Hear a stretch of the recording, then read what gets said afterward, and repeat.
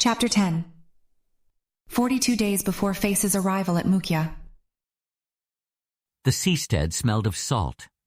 At first, the ocean smell had been refreshing. Chao Fei hadn't been to the ocean in years and years. But then it seemed to saturate everything.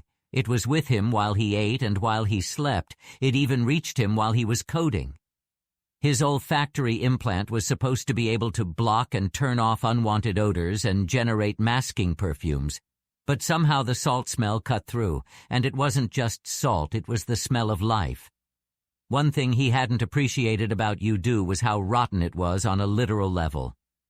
Being constantly exposed to water in the form of waves and rain, and not properly cleaned, the converted oil platform had become infested with some kind of algae or fungus or whatever else cloyed at the corners of the halls and doorways, and generated the smell that was with him night and day. What Fei wanted to do was dive. He wanted to escape this rat trap and its terrible food, and just return to the clean, pure oasis that was his native cyberspace. He'd been in it just minutes before. He'd lost himself in the strategy of the world before his tea and Jiaozi had arrived. It wasn't even good Jiaozi.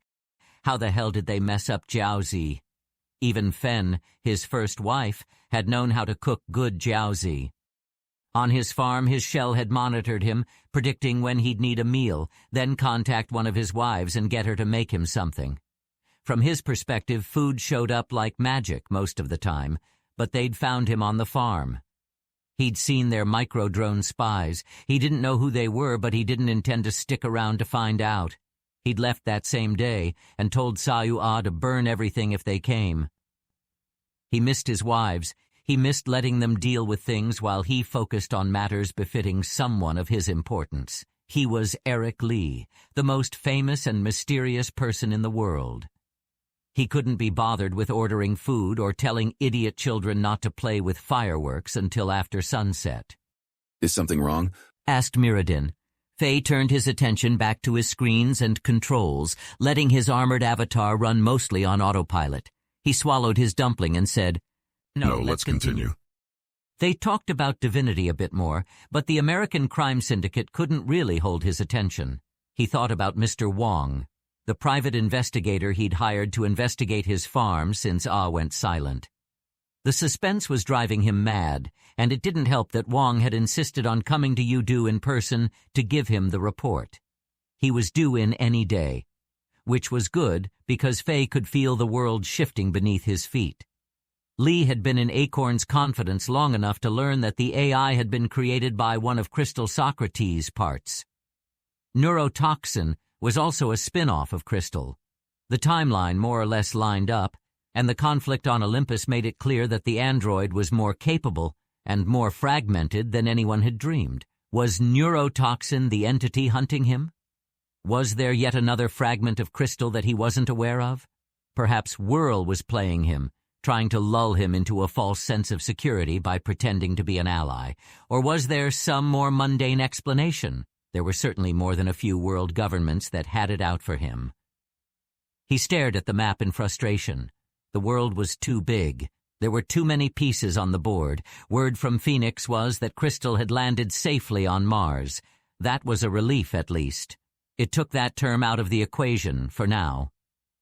There was another bang in the background, pulling him out of the space of strategy back into the gritty awfulness that was his new home.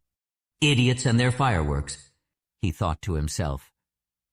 It was December 31st, and he'd heard rumors that some of the inhabitants of the seastead were planning a fireworks party, with alcohol, on the roof to bring in the new calendar year. He just knew that the noise would keep him up far too late.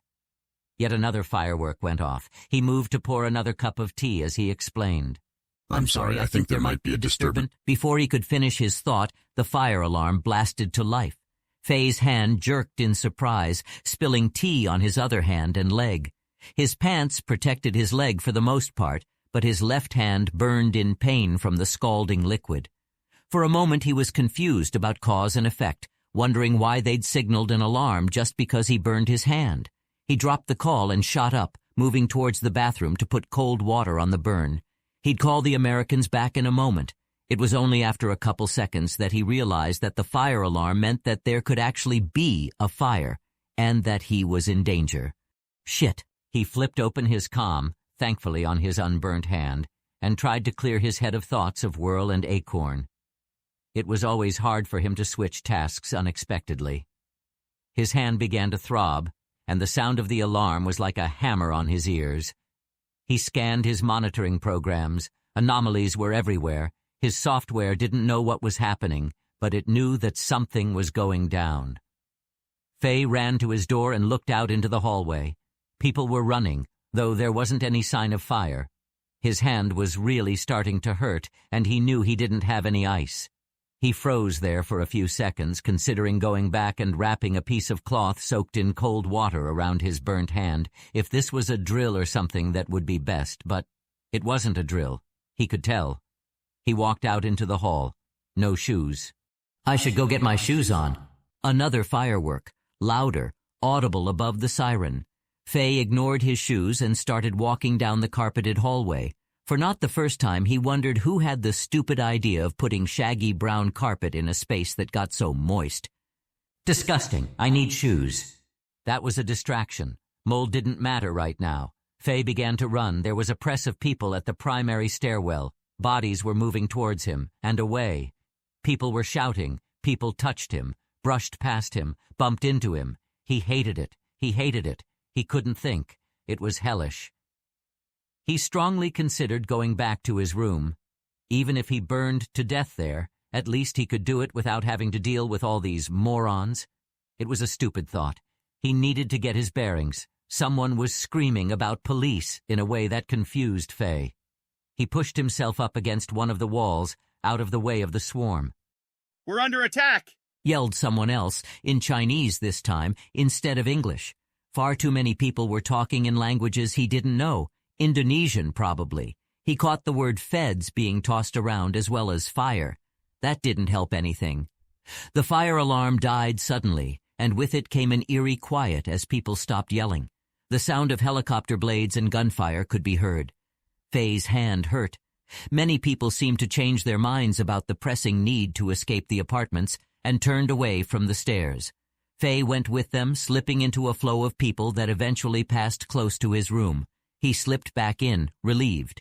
His mind raced as he slammed the door and began to pace around the tiny apartment, looking for incriminating devices and information. He hadn't brought much from the farm. If they had his computers. No. There had been no sign on the net that the government had been involved in capturing his wives and equipment. All his old back doors had still been intact. Unless that's what they wanted him to think? He snapped out of the thought and refocused on his room. Yudu was being raided. Fireworks weren't fireworks. Whoever was shooting back at the authorities was an idiot. There was no way to resist a government directly. They'd be down here momentarily, snapping him in handcuffs, or at least if they were after him. That was an interesting thought. Yudu was infamous, a hideout for lots of shady people. He sat on the floor and tried to ignore the pain in his hand and the sounds in his ears and the feeling of mold on his feet. He'd wash them later. He had to focus.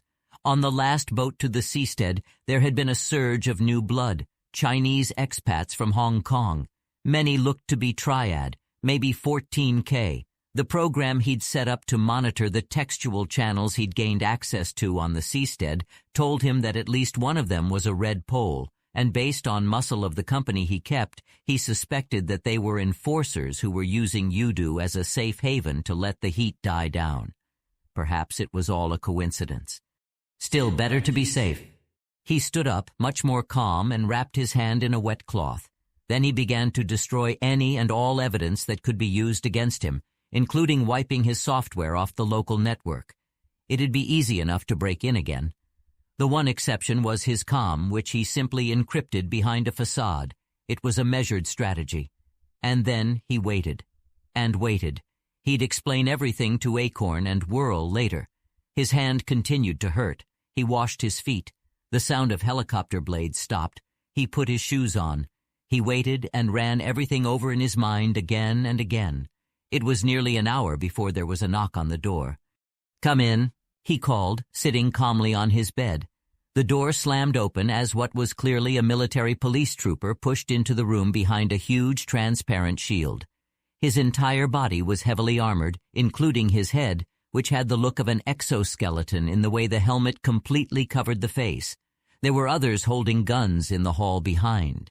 Fei raised his hands in surrender. In a certain way, he'd been expecting something like this for a long time. It was almost dreamlike in the way it both matched and didn't match his fears. The special police swept in, searched him for weapons, and checked his bathroom before leaving. He almost thought they were done with him before another policeman, this one with less armor, came in. His head had no helmet, and he looked to be in his early 20s, but there was no trace of childhood on that hard, angular face. You speak standard Chinese? The cop asked. Fei could see a golden badge with the 5 stars of the People's Republic on his arm. Yes. Come with me, he commanded, gesturing to the door. Fei noticed his right hand on the pistol on his hip. Fei complied. Keep your hands behind your head and state your full name, ordered the cop.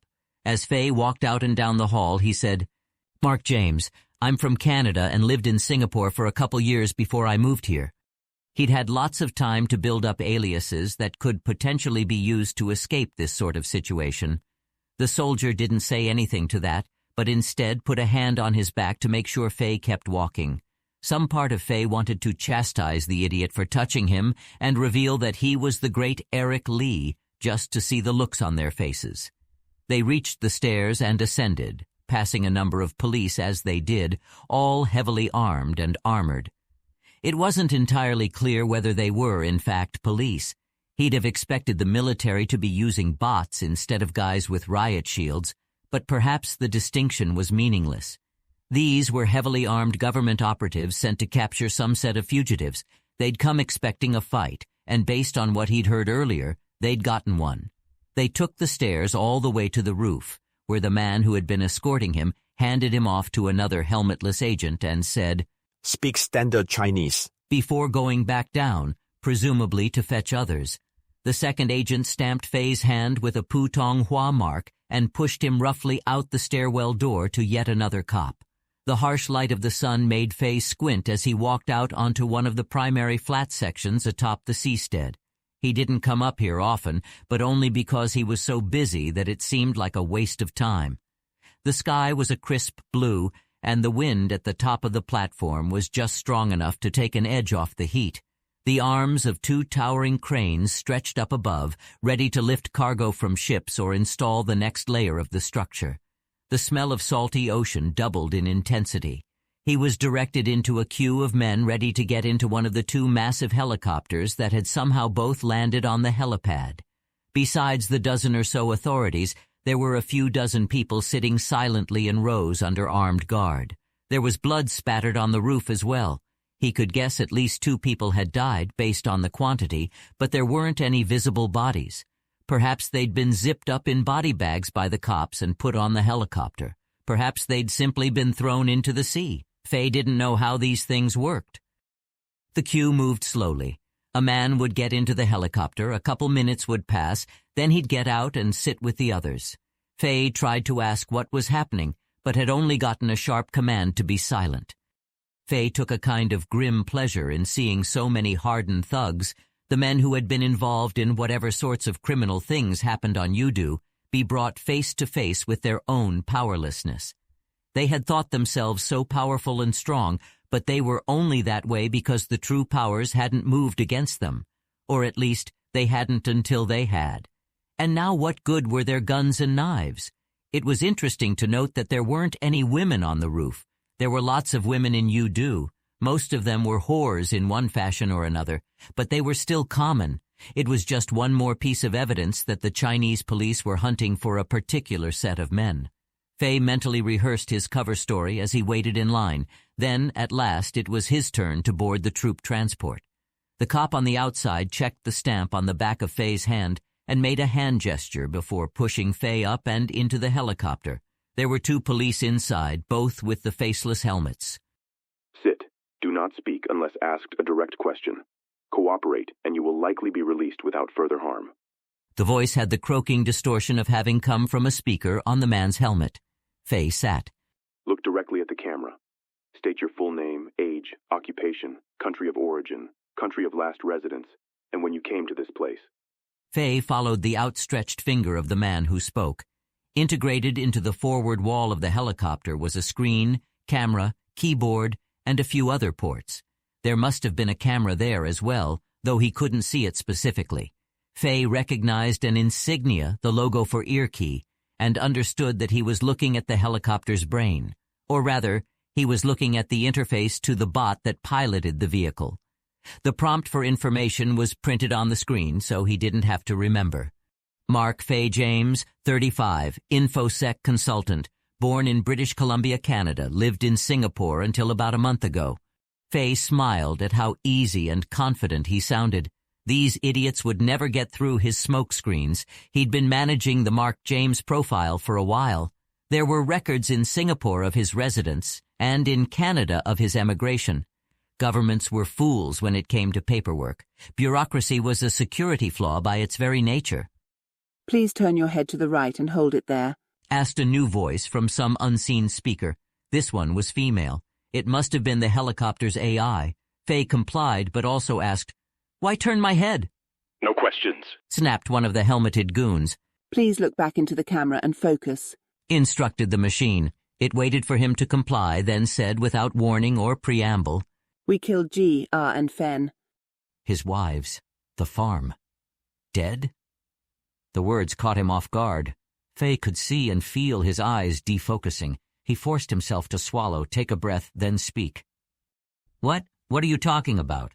Please repeat back those names, G, R, and Fen. Faye's grip on the plastic armrest of his seat tightened. He took another breath to calm himself. G, Fen. His leg was shaking, not a lot, just a little. He wanted to hold it still with his hands. He needed to be calm. Negative match. Thank you for your time, Mr. James. Please exit the aircraft and follow the instructions provided while we continue our search for the terrorists that we're looking for. Faye didn't remember standing, but he somehow found himself outside the helicopter walking towards the rows of sitting people. He sat. The hot sun beat down, now nearing midday. Did I do it? Am I clear? He knew he should have been thinking about next steps. He should have been strategizing about possible escape routes or backup plans. At the very least, he should have been re-evaluating what was going on, given the new information. But all he was able to think about was how his leg had shook, and that digital voice saying, We killed G, R, and Fen. He wasn't supposed to care about them. He was the important one. That's why he'd come here and left them behind. He'd get new wives. They were fungible. Move on. Don't get sentimental. His right arm was shaking now. It pissed him off how little control he had over his body. He grabbed it and took a few more breaths. It was very good that nobody was allowed to talk. He wasn't sure he could deal with idiocy at that moment.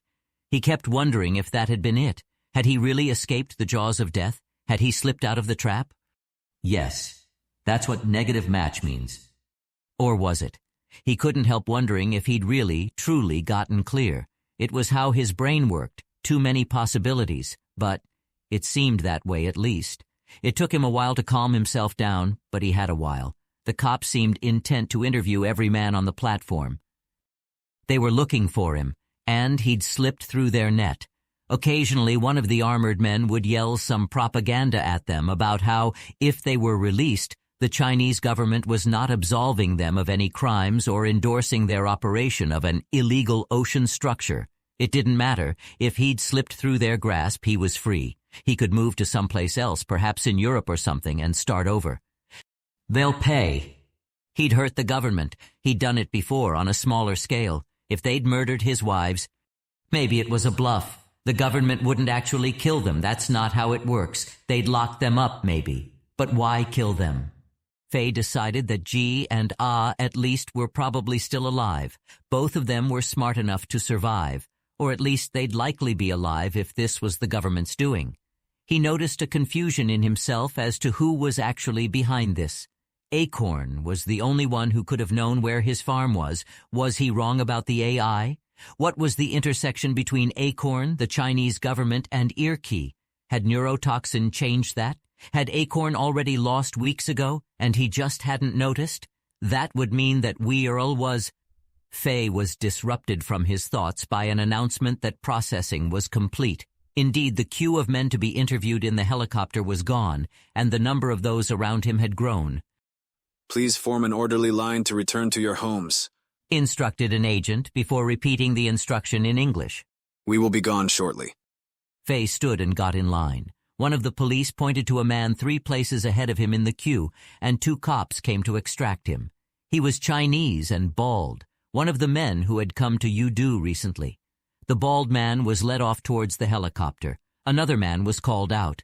This one, as he was being led away, pushed away from his escort and ran for the edge of the roof, perhaps hoping to dive into the sea far below. He made it about a dozen steps before they put a bullet through the back of his head. The man's body dropped to the ground face first, while the gunshot still rang in Fei's ears. Fei flinched away, directing his gaze down at his feet. Despite however much he'd considered himself hardened by the net and his own mental preparations, he'd never seen someone killed in meat space before. It had a kind of brutal presence and suddenness that no experience in Hollow had prepared him for. There was a tap on his shoulder. Fei looked up to see a tall cop standing beside him, pointing towards the helicopter. The man looked in his way more robotic than Crystal Socrates. The smooth black helmet on his head was articulated to allow freedom of movement without exposing weakness. His hands were gloved, and the gloves sporting inbuilt haptic controls. Not a centimeter of skin was visible. Fei wondered how the man was staying cool under the equatorial sun of the Java Sea. The man gestured and pushed, forcing Fei out of the line. It seemed surreal. Hadn't he escaped their net? Hadn't he survived? Why was he being selected? Was negative match just a code? As Fei walked towards the helicopter, he decided that was the most likely explanation. If they wanted him, but didn't want to arouse suspicion, they'd have processed everyone.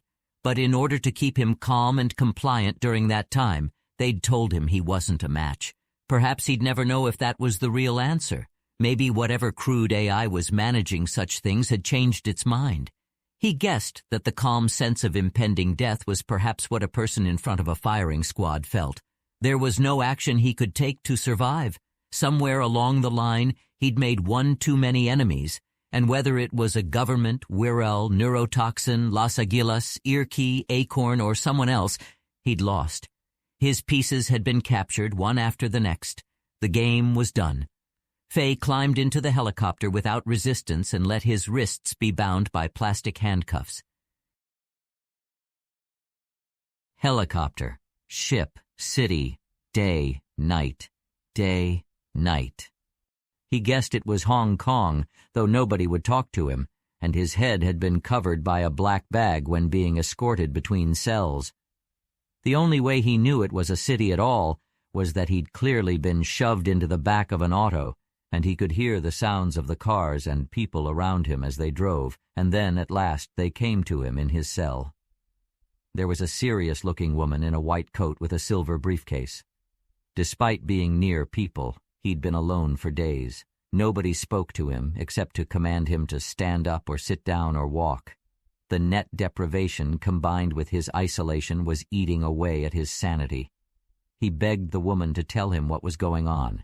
He begged her for information about his wives. He'd long since tried to reveal himself as Lee to get something, anything out of his captors. But they already knew, or at least the guards didn't react. Despite this, he revealed his identity to the woman. Perhaps she didn't know. She refused to engage with him, instead directing the guards to hold Fei down. She took a needle from her case. She prepared it. He asked what was in it. She ignored him. He hoped that it was death. He'd been waiting for it for days, but it continued to avoid his grasp. The injection stung and burned, and as the drug traveled up his arm, the pain swept along with it. He swore at the woman. His heart began to tumble in his chest. His breathing slowed. The world seemed impossibly heavy. And then unconsciousness took Chao Fei. His dreams were pleasant. He dreamt of colors and clear skies. He dreamt of breaking free from his body. He dreamt that death was just the beginning, that a beautiful afterlife awaited him, and that he would be reunited with his youngest wife, Ji. And then he awoke, far too quickly, though it had surely been hours, if not days, since he'd been put under. His waking reality was a nightmare of shadows and metal,